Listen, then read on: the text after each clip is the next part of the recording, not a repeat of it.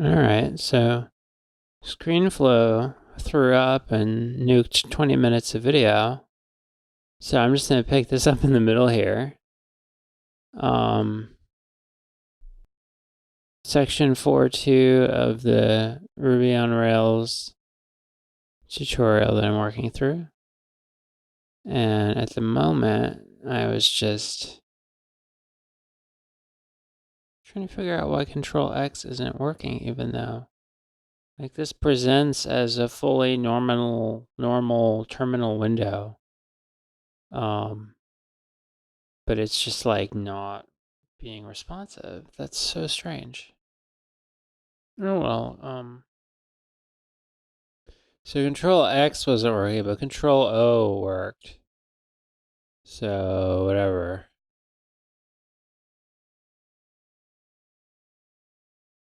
Wrote 2 lines. Okay. I guess I'll just close the window then. I don't know what Control X didn't work. Close terminal.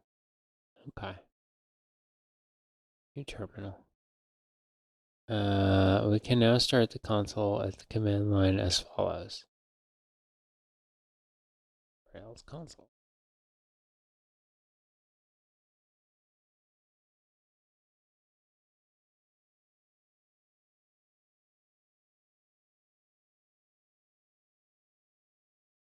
Yeah, so Rails console wasn't starting up because I wasn't in the path of my app. Are you in the root path of your app when you type Rails console? And this guy explains. Rails is a system-wide available program. You can use it to set up your environment using your Rails new project name. In order to use Rails commands specific to your application, like running the console, you have to tell it where to work. Running it inside the project. Okay. So, small hiccup.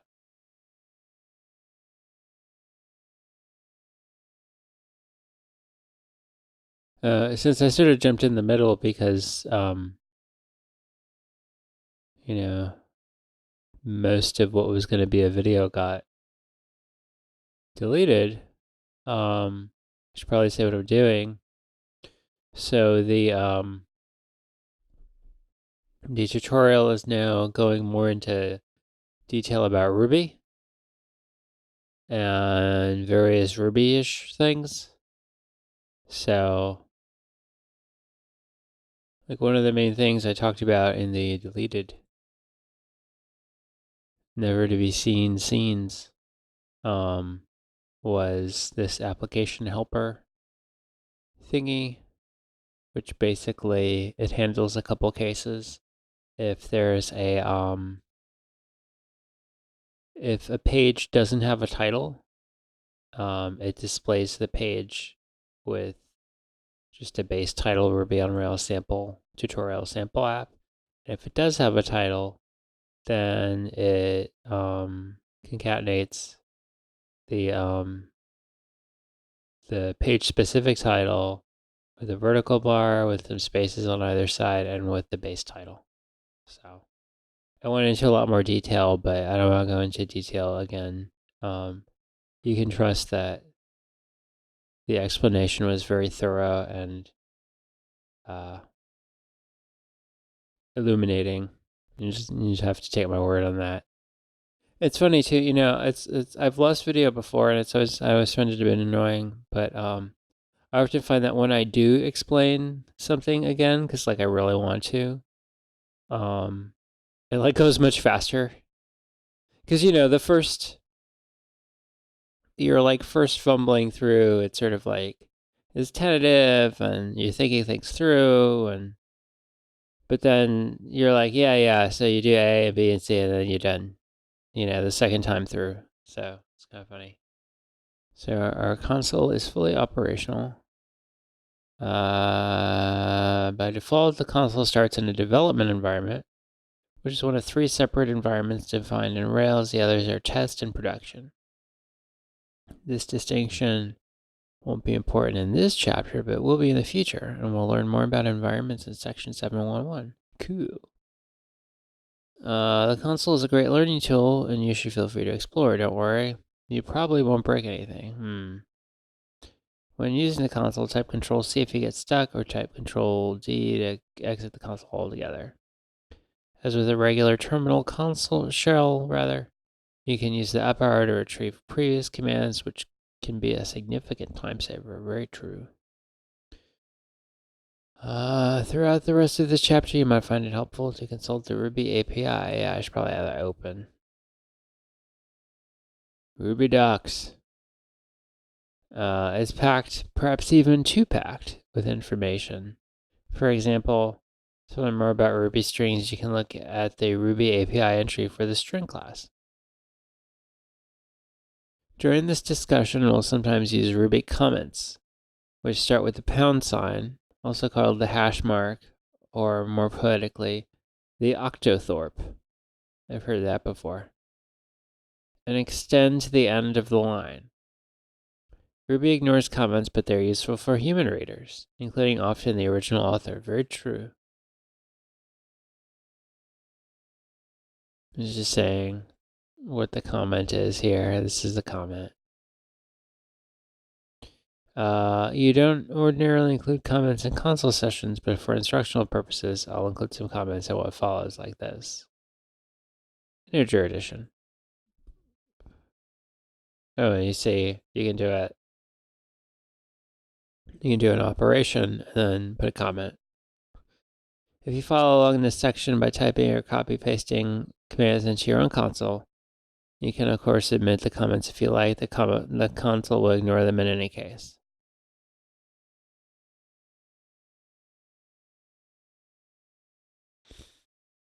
Strings are probably the most important data structure for web applications, since web pages ultimately consist of strings of characters sent from the server to the browser. Let's explore strings let's start exploring strings with the console, Rails console.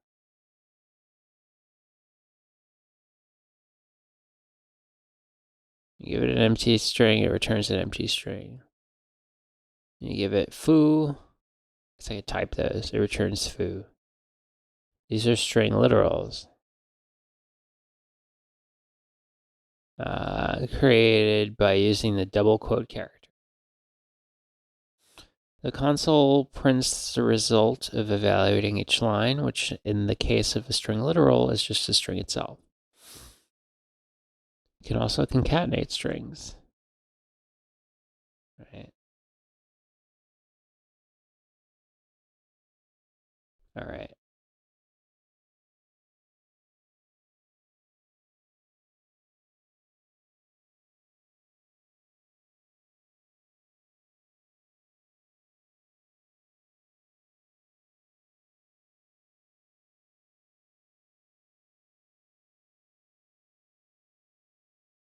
There we go.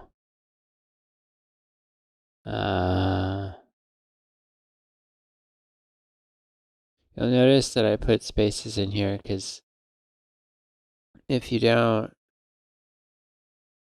it'll just jam everything together.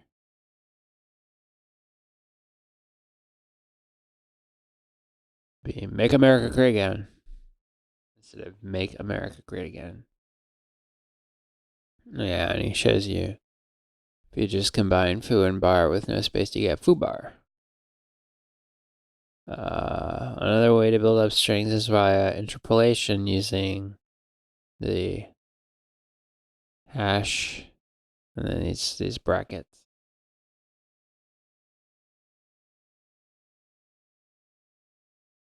I'm gonna blow through that because I'm pretty familiar.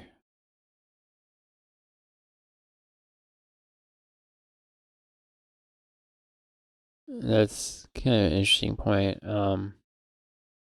It's comparing concatenation and interpolation. And see, with concatenation, you gotta put the space in manually if you're dealing with like a first name, last name as the variables, but with interpolation, you can just do it like that. Which, yeah, I guess does seem a little better.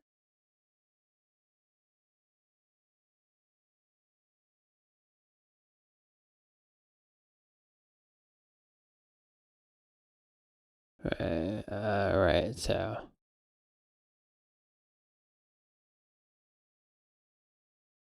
Foo. Alright, so now we're just printing stuff to the screen. So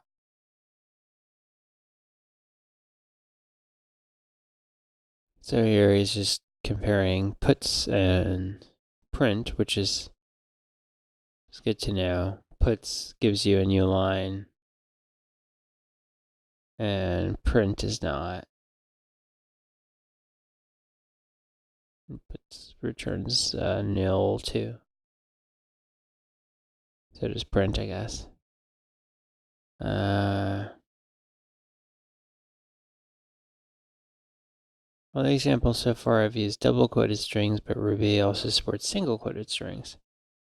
For many uses, the two types of strings are effectively identical.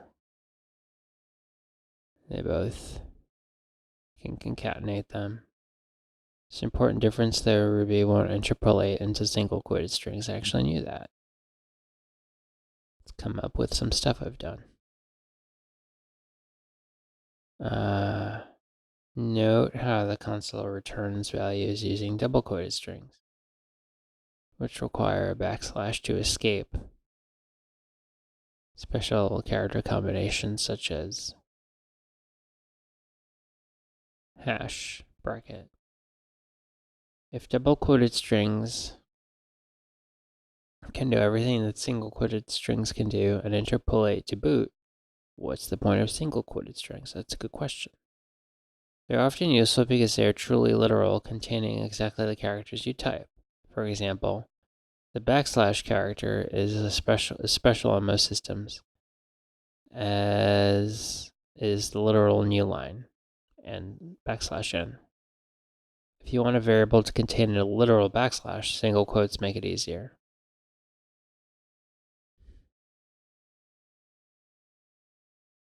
As with the hash left bracket combination in our previous example, Ruby needs to escape the backslash with an additional backslash. Inside double quoted strings, a literal backslash is represented with two backslashes. For a small example like this, that's not much savings, but if there are lots of things to escape, it can be a real help. All right. Assign variable city and state to your current city and state. Sure.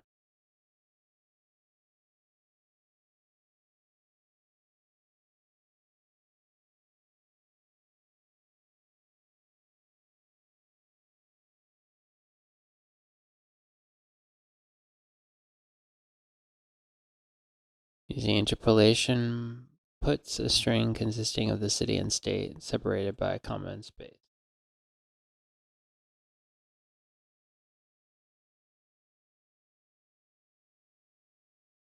Yep, that works. Repeat the previous exercise, but with the city and state separated by a tab character.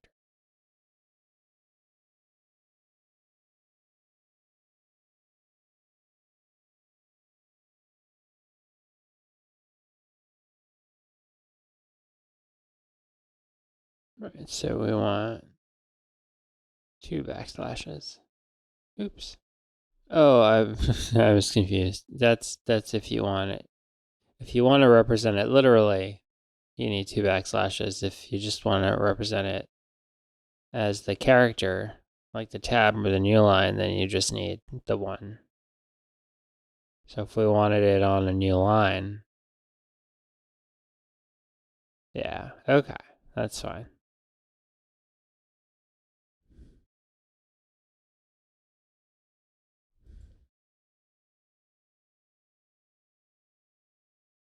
So what if we use single quotes?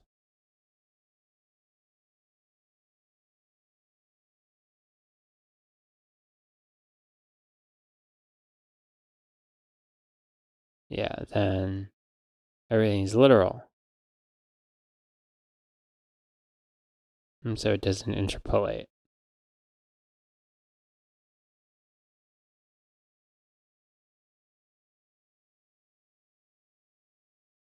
Yeah.